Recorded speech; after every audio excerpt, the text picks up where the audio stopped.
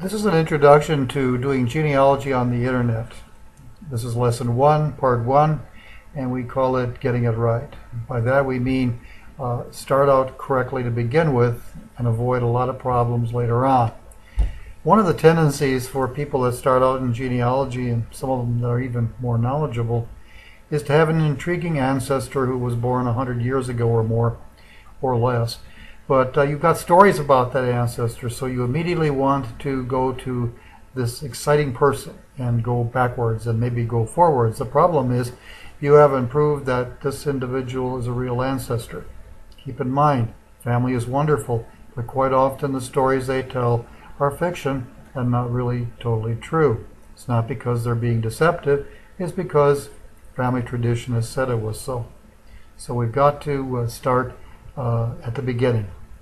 And by that we mean you start with yourself. Then you go back to your parents and your grandparents and go back further than that. And you start basically with a pedigree chart. And what you're seeing in front of you right now is a pedigree chart. This is what's going to map your trip to find family. If you'll notice the lines that go upwards, that's your paternal line. That's the line of your father. Your maternal line is the lines that go down below. So you're in the center. You put in your name, when you were born, and if you're married or not married. And then what you're going to do next is you're going to put in the information about your father in the upper part of the pedigree chart and your mother on the lower part of your pedigree chart. And you're going to again want to make sure that you get their birth date, birthplace, where they were married, when they were married, and when and where they died. It's critically important that you do this for all of your ancestors, because if you haven't proved it in each generation, you've created a weak link. So what you're going to want to do is make sure that that information is adequate.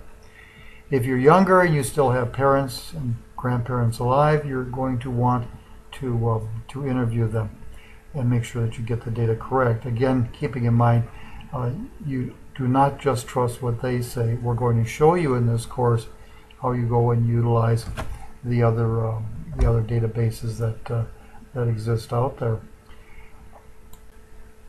The pedigree chart then is a map of your family going from yourself backwards through time, as far back as you can carry it.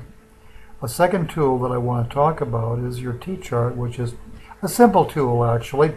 It's one that helps you analyze the data as you go through your research process. And it is basically the one that you're looking at right now.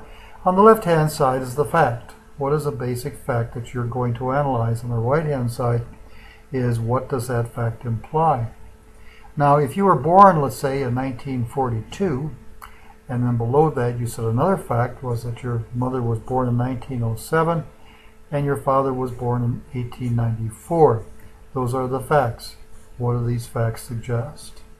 Well, basically what they reflect is that your parents were quite a bit older than you, and that certainly had to have influenced your being around them, and it's going to influence the way that you do your family research, because it also says you probably do not have as many living relatives, or even in the past, as many living relatives as you might have if you were closer to age.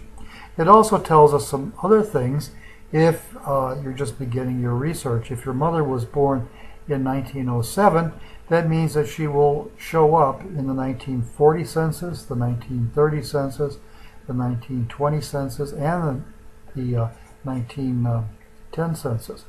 It means the same of your father, except your father will also show up in the 1900 census. The 1890 census was destroyed by fire in the 1920s, so obviously you're not going to have access to that.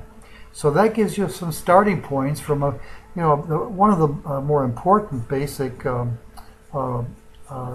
databases that you're going to have out there.